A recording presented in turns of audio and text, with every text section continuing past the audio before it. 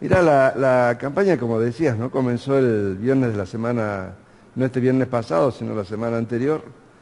La verdad que yo pensé que el viernes iba a amanecer la ciudad con cartelería, con campaña, No, y demoró varios días y demoró todavía mucho tiempo y falta. recién está empezando a aparecer, a tomar Sí, en los medios, temperatura. poco también. No, en los No, medios los medios también. recién en la semana, a partir de mañana.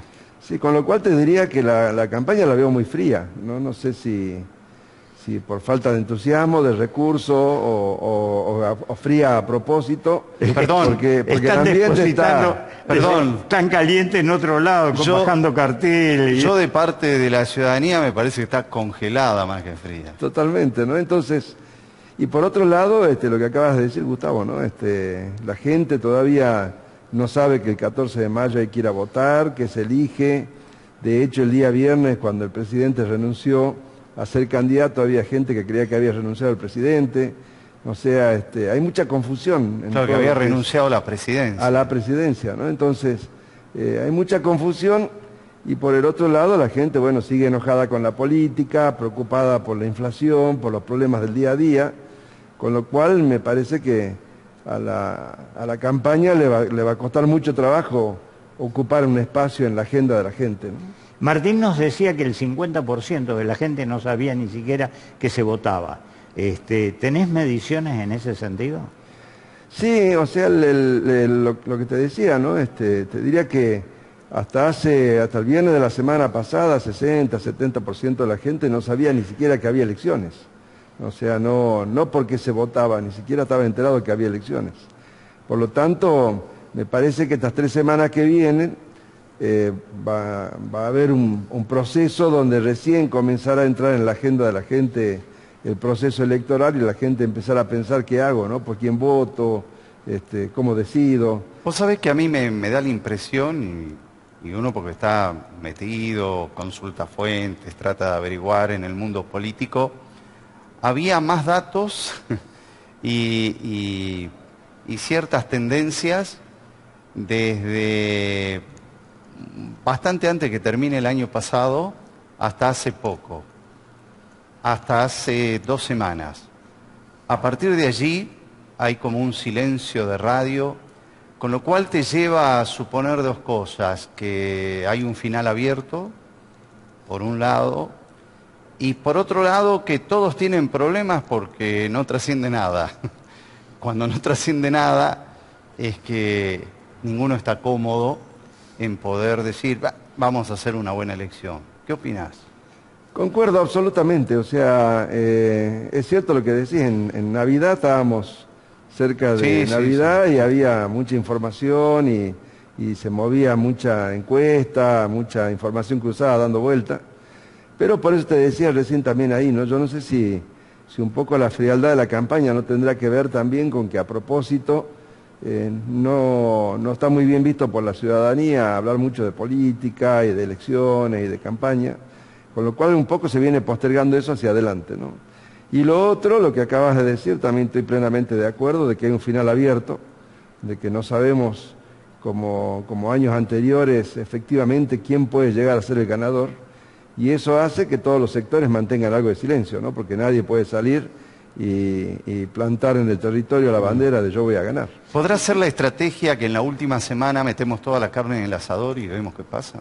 Estoy seguro que va a ser así porque ha cambiado mucho ahora la forma de hacer campañas, ¿no? Yo me acuerdo cuando comenzamos allá hace más de 30 años, uno iba a un canal abierto, al diario y ya estaba la campaña hecha, ¿no?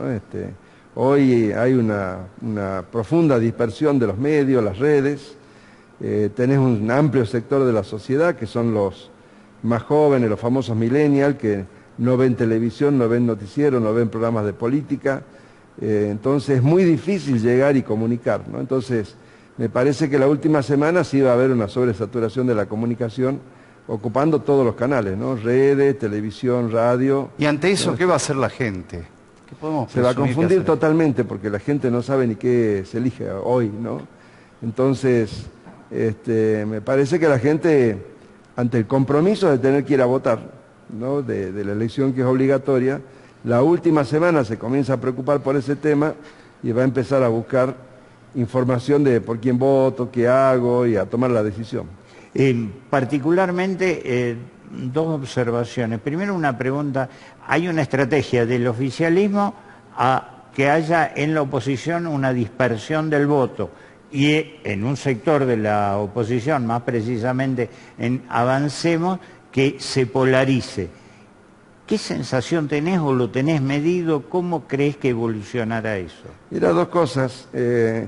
Primero, sí, efectivamente el oficialismo ha salido a hacer una tarea de dispersar el voto opositor.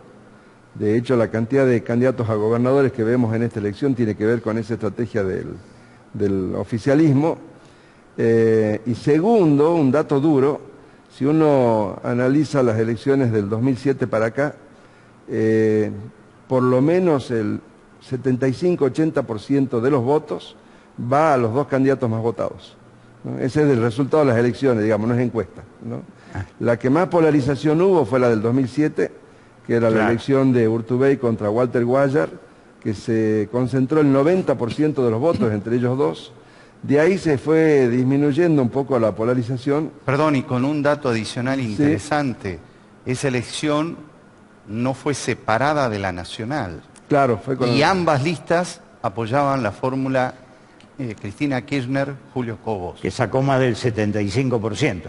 Claro. Acá. Sí, sí. Claro. Fue la segunda jurisdicción nacional con mayor cantidad de votos de la fórmula presidencial. Exacto. Después de Santiago del Estero. Así es. Y entre las dos listas más votadas sacaron el 90%, ¿no? Y de ahí para acá, hasta ahora ninguna elección de gobernador, el 80% de los votos se distribuye siempre entre las dos fuerzas más votadas, ¿no? Fue bajando un poco, por eso yo estimo que en esta elección será un 75%. Perdón, incluso la pasada, también, decís. Incluso la pasada donde había tres candidatos, es decir, no se hablaba de polarización, pero sin embargo la diferencia entre el segundo y el tercero lo alejó. Claro, pero si también vos, fue importante la del primero y el segundo. Pero si sumás, ¿no?, primero y segundo de la pasada te va a dar un 80%, ¿no? 75-80%, ¿no?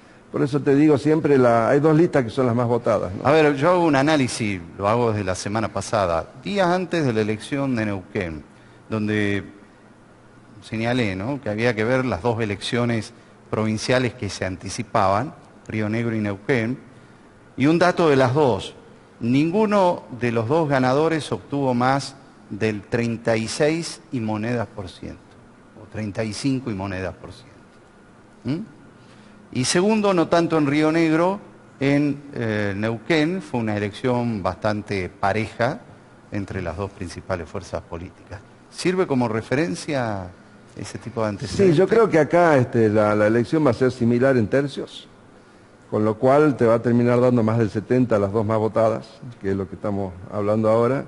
El otro tercio... Así que el gobernador que sea electo va a tener menos de 40 puntos. Yo creo que sí, ¿no? Yo creo que el que sea electo va a ser con menos de 40 puntos. El gobernador no va a repetir la elección que hizo en la elección pasada, y la madre de todas las batallas va a estar en la capital, ¿no? Te diría que me parece que el interior está bastante definido. Creo que todo el corazón de la gran batalla va a ser la capital. ¿El interior crítico al gobierno provincial?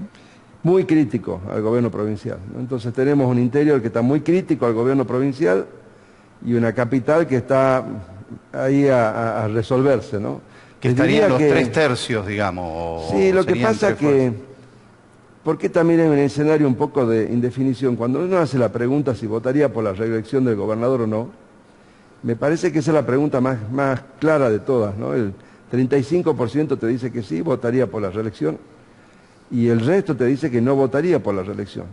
El tema es que ese resto hay un porcentaje alto de indecisos, ¿no? Ajá. Entonces todavía no sabemos, o sea, sabemos una cosa, que no quiere votar por la reelección, pero todavía no se sabe muy bien hacia dónde va a ir el voto, ¿no? De ahí la explicación de la estrategia de dispersión. Con un 35% y una dispersión en la oposición, podés llegar tranquilamente a ser reelecto. Claro, porque acá se gana por un voto. Totalmente, claro, no tenemos segunda vuelta, o sea, acá por un voto se gana. Por supuesto, eso se va a pelear en un escrutinio definitivo. Y después, bueno, hay eventos externos que no tienen que ver con lo local, que hay que ver de qué manera influyen en la elección, ¿no? La economía. Y vos tenés la economía, ¿no? Lo que pasó la semana pasada con el dólar, qué irá a pasar esta semana que viene, cómo va a evolucionar el humor social. Es sabido que cuando la sociedad está enojada con los oficialismos, está enojada con todos los oficialismos, no con uno solo, ¿no? Entonces, un escenario como el que viene no es un escenario muy favorable para los oficialismos, ¿no? Entonces, es un detalle que hay que tener en cuenta, porque ese mal humor va a estar en la sociedad, ¿no? El mal humor hay que ver cómo se expresa después. Hay que ver cómo se expresa, ¿no? Hay que ver cómo la sociedad canaliza. Ahora dijiste que la gran batalla va a ser en Capital. Sí. Eso a nivel gobernador y vice, a intendente, ¿qué pasa? Mira, intendente lo mismo, ¿no? Te diría, salió, digamos, que era la gran incertidumbre si Emiliano Durán era candidato a intendente o no. Finalmente su candidatura obviamente impactó en la configuración del escenario, pero a su vez te diría que Betina Romero me parece que recuperó algo de voto también de lo que era tradicional de ella, pero pasa lo mismo que está pasando en lo que te decía gobernador, ¿no? Hay un 20% que te dice que votaría por la reelección de la intendenta, y un 80% que dice que no quiere a la intendenta, ¿no? Entonces ahí es donde nuevamente aparece esa diferencia, ¿no? ¿Qué pasa con Juntos por el Cambio? ¿Pegó fuerte la crisis que tuvieron en Salta? Mira, yo creo dos cosas. Pegó fuerte la crisis de lo que pasó internamente en Salta, pero después si miramos lo que pasó, que recién comentaba Gustavo, en la reelección de Río Negro y de Neuquén, vimos que el sello Juntos por el Cambio a nivel local, en la elección local, no está pesando tanto, ¿no? En Neuquén sacaron el 3,5%, algo así. Por eso, entonces, por ahí uno tenía tendencia a pensar que cuando salía el sello Juntos por el Cambio, masivamente iba a haber un apoyo hacia eso. Pero digo, si tomamos de antecedente estas dos elecciones provinciales y vemos lo que pasó localmente en Salta, probablemente el sello no va a cumplir esa función de aglutinar tanto voto, ¿no? Entonces, me parece que no necesariamente Juntos por el Cambio va a ser una buena elección. Y en niveles de asistencia, porque Río Negro, Neuquén, dos provincias ahí cercanas, con dos sistemas electorales distintos, tuvieron muy diferente asistencia al voto. En Neuquén, con voto de boleta única electrónica, una asistencia normal. En Río Negro apenas pasaron el 60%. Sí, creo que la asistencia va a ser la normal para una elección ejecutiva. Me parece que el hecho de tener la boleta electrónica, que la gente está acostumbrada a votar y que la gente ya sabe que tiene que ir a votar, que a su vez algo que libera eso también es que la gente vio que con la boleta electrónica no hay que estar tanto tiempo, hacer tanta fila, ¿no? Entonces, me parece que la asistencia a votar va a ser una asistencia normal, y lo que decía, no hay que ver cómo evoluciona el proceso nacional, ¿no? Porque también la gente puede usar una elección para ir a protestar, ¿no? Entonces, eso te puede llegar a movilizar el electorado. Ahora hay algo interesante, ¿no?, de la boleta electrónica, y son los simuladores. Ya sea que ahora los podemos directamente hacer en nuestra computadora, teléfono, tablet, sino también que siempre han funcionado, ¿no?, simuladores para practicar el voto. ¿No te parece que en la última semana por ahí la gente se enganchará más de eso? Porque hay como una especie de conmutación neurológica que hace la gente respecto a los mensajes y la publicidad política, y entonces lo resolverá sola viendo, algunos ya cuando van a votar, pero viendo qué es lo que aparece en la pantalla. ¿Cómo actuarían, cómo formarían su voto? A ustedes les debe pasar lo mismo que me pasa a mí, ¿no? La última semana todo el mundo viene y dice, ¿por quién voto el domingo, no? Porque no sabe. Decime quiénes son los candidatos, qué tengo que hacer, No, claro, por quién voto, ¿no? Hay gente que a mí me dice, bueno, ya veré cómo me informo, porque vos decías cómo ha cambiado la campaña, ¿no? Ahora seguimos por ahí con modelos viejos, creyendo que la gente es influenciada automáticamente por los mensajes, y resulta que no, que la gente toma la decisión de decir, bueno, me voy a dedicar a ver cómo voy a votar. Y va ella a la información. De hecho, la boleta electrónica que hablábamos recién también aumentó mucho el corte de voto, ¿no? En papel el corte no llega al 5 o 6% normalmente, y con la boleta electrónica hemos llegado a tener cortes de 45, 50%, ¿no? Entonces, sí, siempre medimos el diferencial, porque el que se cruza, hay un sonaste. corte enorme, ¿no? Pero insisto con esto, ¿no? La madre de las batallas va a ser capital, ¿no? Y hay un tema que es de opinión nada más, pero que me parece que hay que considerarlo. 32 listas a concejales, 20 y pico listas a diputados, realmente te pone en duda qué es lo que vota la gente y si la gente realmente elige representantes que los representen o elige al voleo, porque de los 32 listas de concejales, te digo la verdad, debo conocer 10 y no se me cae la cara de vergüenza.